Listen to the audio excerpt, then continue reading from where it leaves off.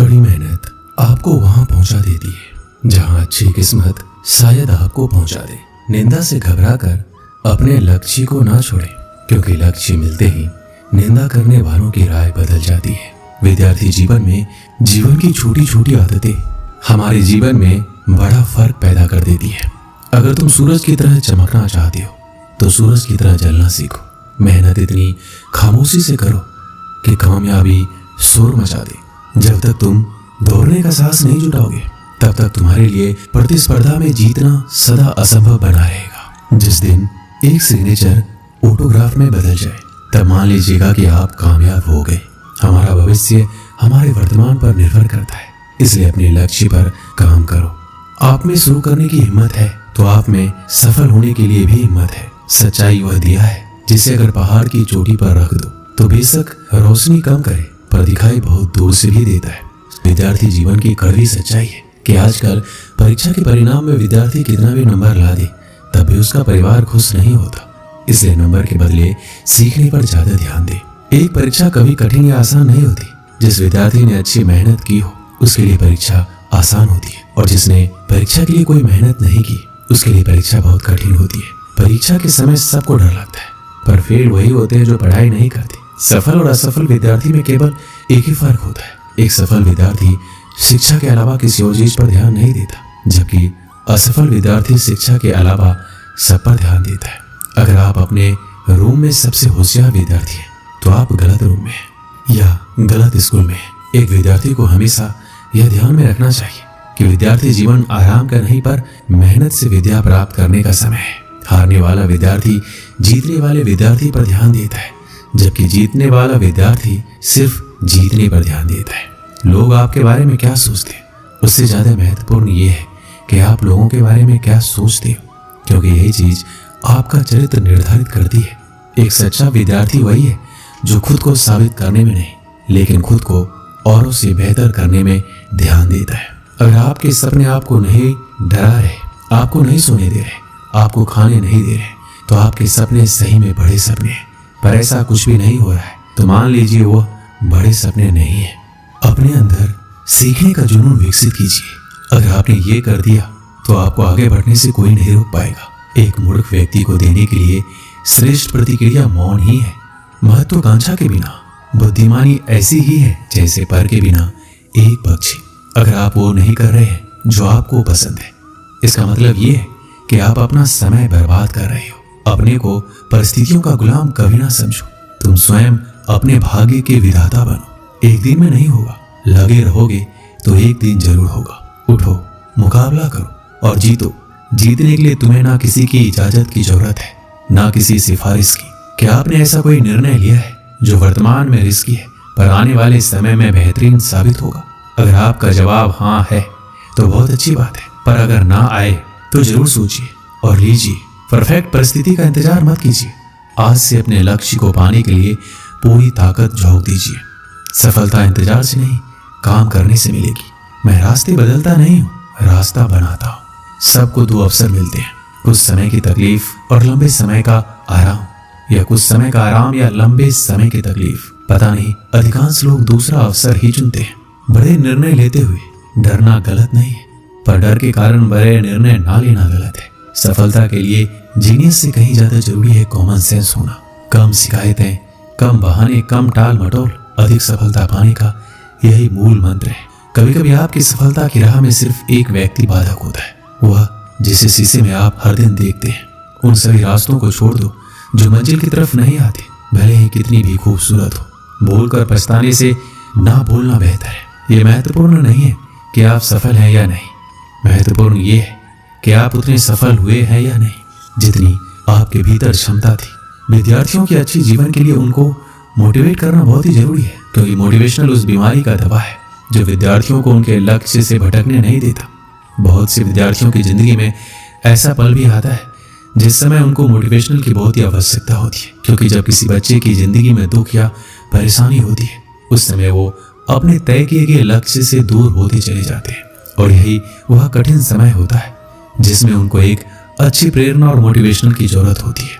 Student life जीवन के हर एक जिंदगी से बेहतर मानी जाती है, क्योंकि इस जिंदगी में विद्यार्थी बिल्कुल स्वतंत्र रूप से जीवन को जीते हैं और इस समय विद्यार्थियों की एबिलिटी कार्यों को करने के प्रति बहुत ही ज्यादा होती है। इसके साथ साथ इस जिंदगी में विद्यार्थी अपने आप को बहुत ही एक्टिव रखता है, जिससे वो किसी भी कठिन प्रश्न या लंबे उत्तर को आसानी पूर्वक समझ सकता है, क्योंकि यह उम्र बहुत ही चंचल माना जाता है। अब हम विद्यार्थियों के जीवन से जुड़े कुछ बातें बताएंगे, जिससे आपको पढ़ाई में मदद मिल सकती है और अपने लक्ष्य को आप प्राप्त कर सकते हैं। जब आप पढ़ाई करने बैठे तो अपने आसपास सभी ऐसी चीजों को हटा दें जो आपको ध्यान से भटका सकती है। पढ़ाई करते समय ऐसी जगह बैठे जहां किसी भी तरह का शोर शराबा नहीं हो। इसके साथ ही अगर आपके आसपास मोबाइल, टीवी हो तो उस जगह पर ना बैठे। कोशिश करें कि पढ़ने के लिए आप टेबल चेयर पर ही बैठे। इससे आप ज्यादा देर तक पढ़ाई कर पाएंगे। और पढ़ाई करते समय फोकस बढ़ाने के लिए सबसे जरूरी है आप अपनी पढ़ाई के लिए एक रूटीन बना लें। टाइम टेबल बनाकर पढ़ाई की जाए तो हर चीज अच्छे से याद रहती है। इस टाइम टेबल को रोजाना फॉलो करना जरूरी है। इससे पढ़ाई समय से करने की भी आदत आसानी से बन जाएगी। साथ ही आप अच्छे से अपने स्टडी प्लान का पालन कर पाएंगे। रोज रोज एक ही समय पर पढ़ाई शुरू करने की आदत हो जाएगी तो पढ़ाई पर कंसंट्रेट और फोकस करने में आसानी होगी। हर रोज अपने लिए एक लक्ष्य निर्धारित कीजिए। जब भी पढ़ाई करने बैठे तो अपने गोल को ध्यान रखें कि आपको आज कितना पढ़ना है। जैसे कि जब आप पढ़ाई करने बैठे तो तय कर लें कि आज आपको किन चैप्टर को पूरा करना है और इस गोल को पूरा करने के बाद ही आप अपनी जगह से उठेंगे।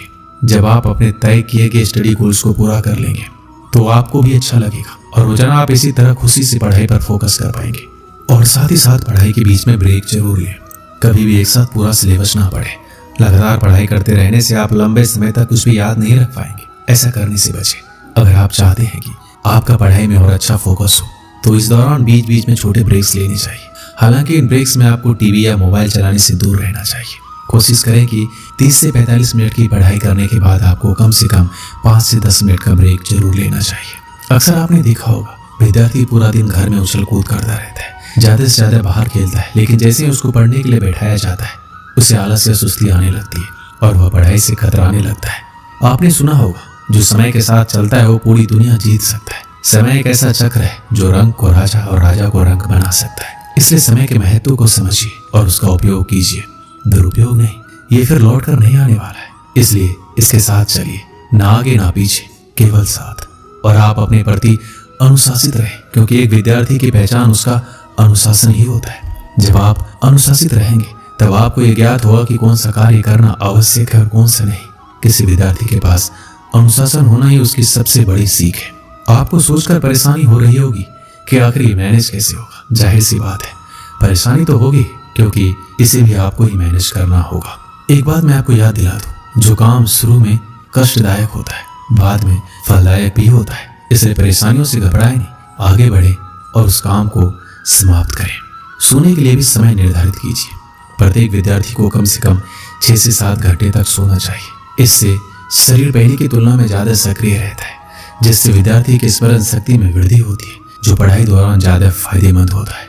अक्सर विद्यार्थियों द्वारा पूछा जाता है कि पढ़ाई कैसे करें ताकि मन लगे। इंसान का मन बहुत चंचल होता है, एक पल में यहाँ तो दूसरे पल में वहां चला जाता है। इसलिए हमें पढ़ाई करते समय इस बात का ध्यान रखना चाहिए कि नेगेटिव थिंकिंग और ऐसी किसी भी तरह की बातें हमारे मस्तिष्क में ना आए जिससे हमारा मन डाइवर्ट हो। मन को काबू में करना बहुत बड़ा काम होता है, पर ये जो संभव कर लेता है अपनी सफलता से कभी नहीं चूकता है। इसलिए कोशिश करें मन को विभाजित करने वाली यादों से दूर रहे। ऐसा हर विद्यार्थी के साथ होता है।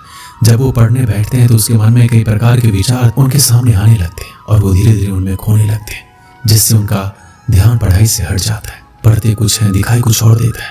इसका मुख्य 2 वजह होता है। पहला, उस समय पढ़ने में रुचि नहीं है, और दूसरा, आप बहुत चिंतित हो। कोशिश करें तनाव से दूर रहने की। दोस्तों के साथ अपना ज्यादा टाइम स्पेंड करना एक बड़ी वजह है पढ़ाई में मन ना लगने की, क्योंकि दोस्तों के साथ समय का पता नहीं चल पाता, जिससे आपकी पढ़ाई का समय निकल जाता है, जो आपको बाद में चिंतन करने पर मजबूर कर देता है। सिर्फ सोच इतनी शक्तिशाली होती है जो सही और गलत में भेद कर सकती है, जो व्यक्ति को ऊपर उठा सकती है और नीचे गिरा सकती है। संसार की सबसे महंगी पुस्तक, सबसे बड़ा प्रेरक और मूल्यवान विचार आपके अंदर 1% का भी परिवर्तन नहीं ला सकते यदि आप बदलना ना चाहे तो। जो जानते नहीं इसलिए नहीं कर पाते वह अज्ञानी है। जो सब कुछ जानते हैं फिर भी अमल नहीं करते वो मूर्ख है। यदि हर सुबह नींद खुलते किसी लक्ष्य को लेकर आप उत्साहित नहीं है तो आप जी नहीं रहे, सिर्फ जिंदगी काट रहे हैं। दूसरों की मदद करते हुए यदि दिल में खुशी है तो वही सेवा है, बाकी सब दिखावा है। आपके जीवन में कुछ ऐसे नियम जरूर होने चाहिए जिनसे आप किसी भी कीमत पर समझौता नहीं करेंगे। किसी भी व्यक्ति को ज्यादा सुधारना चाहोगे तो आपका दुश्मन हो जाएगा। आप कभी भी नदी में कूदे बिना उसकी गहराई का अंदाजा नहीं लगा सकते। जब लोग छोड़ दे तब भी जीतने वाला व्यक्ति उसको छोड़े बिना उस पर लगा रहता है। यही जीतने वाले व्यक्ति और हारने वाले व्यक्ति में अंतर है। जीवन में सफल होना है तो खुद से काम करने से पहले एक प्रश्न पूछे, क्या ये सही कार्य है या सरल कार्य? सफलता के लिए कोई एलिवेटर नहीं है, आपको अपने आप ही सीढ़ियां चढ़नी होगी। 3 चीजों को बदलना बहुत जरूरी है। बहानों को अपने प्रयत्नों से, आलस को निश्चय से और समस्या को मौकों से। परिवर्तन और संघर्ष से सिर्फ एक कायर इंसान ही डरता है। सफल और हिम्मतवान व्यक्ति नहीं, अनुशासन ही सिद्धि और लक्ष्य को जोड़ने वाला पुल है। आपको सफलता चाहिए तो आपको उसकी कीमत के लिए भी तैयार रहना होगा। अगर आपको सफल होना है, वह आपके विद्यार्थी जीवन में हो या फिर आपके जीवन में, तो सिर्फ 2 शब्द जान लीजिए, वह है अभी जो करना है वो अभी करें। एक दिन की बात है, 2 मित्र सोहन और मोहन अपने गांव के मंदिर की सीढ़ियों पर बैठकर बातें कर रहे थे। इतने में एक तीसरा व्यक्ति जतिन उनके पास आया और उनकी बातों में शामिल हो गया। तीनों दिन भर दुनिया जहां की बातें करते रहे। कब दिन ढला, कब शाम हुई, बातों बातों में उन्हें पता ही नहीं चला। शाम को तीनों को भूख लग गई। सोहन और मोहन के पास क्रमशः 3 और 5 रोटियां थी, लेकिन जतिन के पास खाने के लिए कुछ भी नहीं था। सोहन और मोहन ने तय किया कि वो अपने पास की रोटियों को आपस में बांटकर खा लेंगे। जतिन उनकी बात सुनकर प्रसन्न हो गया, लेकिन समस्या ये खड़ी हो गई, कुल 8 रोटियों को तीनों में बराबर कैसे बांटा जाए। सोहन इस समस्या का समाधान निकालते हुए बोला, हमारे पास कुल 8 रोटियां हैं, हम इन सभी रोटियों के 3-3 टुकड़े करते हैं। हमारे पास कुल 24 टुकड़े हो जाएंगे, उनमें से 8-8 टुकड़े हम तीनों खा लेंगे। मोहन और जतिन को ये बात जच गई और तीनों ने वैसा ही किया। रोटियां खाने के बाद वो तीनों उसी मंदिर की सीढ़ियों पर सो गए, क्योंकि रात काफी हो चुकी थी। रात में तीनों गहरी नींद में सोए और सीधे अगली सुबह उठे। सुबह जतिन ने सोहन और मोहन से विदा ली और बोला, मित्रों, कल तुम दोनों ने अपनी रोटियों में से तोड़कर मुझे जो टुकड़े दिए, उसकी वजह से मेरी भूख मिट पाई। इसके लिए मैं तुम दोनों का बहुत आभारी हूँ। यह आभार तो मैं कभी नहीं चुका पाऊंगा, लेकिन फिर भी उपहार स्वरूप मैं तुम दोनों को सोने की ये 8 गिन्नियां देना चाहता हूँ। यह कहकर उसने सोने की 8 गिन्नियां उन्हें दे दी और विदा लेकर चला गया। सोने की गिन्नियां पाकर सोहन और मोहन बहुत खुश हुए। उन्हें हाथ में लेकर सोहन मोहन से बोला, आओ मित्र, ये 8 गिन्नियां आधी आधी बांट ले। तुम 4 गिन्नी ले लो और मैं 4 गिन्नी ले लेता हूँ। लेकिन मोहन ने ऐसा करने से इनकार कर दिया। वो बोला, ऐसा कैसे? तुम्हारी 3 रोटियां थी और मेरी 5। मेरी रोटियां ज्यादा थी, इसलिए मुझे ज्यादा गिन्नियां मिलनी चाहिए। तुम 3 गिन्नी लो और मैं 5 लेता हूँ। इस बात पर दोनों में बहस छिड़ गई। बहस इतनी बढ़ी, मंदिर के पुजारी को बीच बचाव के लिए आना पड़ा।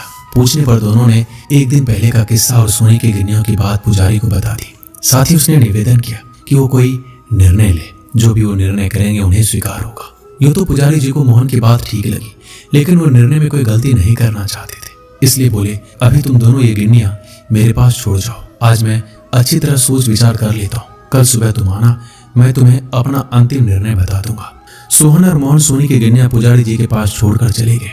देर रात पुजारी जी गिन्नियों के बंटवारे के बारे में सोचते रहे, लेकिन किसी उचित निष्कर्ष पर नहीं पहुंच सके। सोचते सोचते उन्हें नींद आ गई और वो सो गए।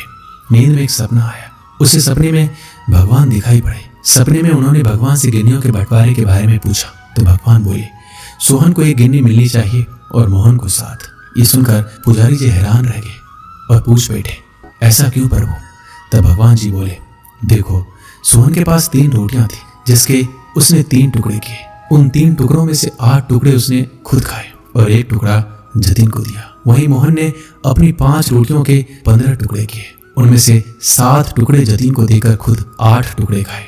चूंकि सोहन ने जतिन को 1 टुकड़ा दिया था और मोहन ने 8, इसलिए सोहन को 1 गिन्नी मिलनी चाहिए और मोहन को 7। पुजारी जी भगवान के इस निर्णय पर बहुत ही प्रसन्न हुए और उन्हें कोटि कोटि धन्यवाद देते हुए बोले, प्रभु, मैं ऐसे न्याय की बात कभी सोच भी नहीं सकता था। अगले दिन जब सोहन और मोहन मंदिर आकर पुजारी से मिले तो पुजारी जी ने उन्हें अपने सपने के बारे में बताते हुए अंतिम निर्णय सुना दिया और सोने की गिन्नियां बांट दी। इस कहानी से हमें क्या सीख मिलती है? जीवन में हम जब भी कोई त्याग करते हैं या काम करते हैं तो अपेक्षा करते हैं कि भगवान इसके बदले हमें बहुत बड़ा फल देंगे, लेकिन जब ऐसा नहीं हो पाता तो हम भगवान से शिकायत करने लग जाते हैं। हमें लगता है कि इतना कुछ त्याग करने के बाद भी हमें जो प्राप्त हुआ बहुत ही कम है। भगवान ने हमारे साथ अन्याय किया है, लेकिन वास्तव में भगवान का न्याय हमारी सोच से परे है। वो महज हमारे त्याग को नहीं बल्कि समस्त जीवन का आकलन कर निर्णय लेता है। इसलिए जो भी हमें मिला है उसमें संतुष्ट रहना चाहिए। और भगवान से शिकायतें नहीं करनी चाहिए, क्योंकि भगवान का निर्णय सदा न्याय संगत होता है और हमें जीवन में जो भी मिल रहा होता है वो बिल्कुल सही होता है।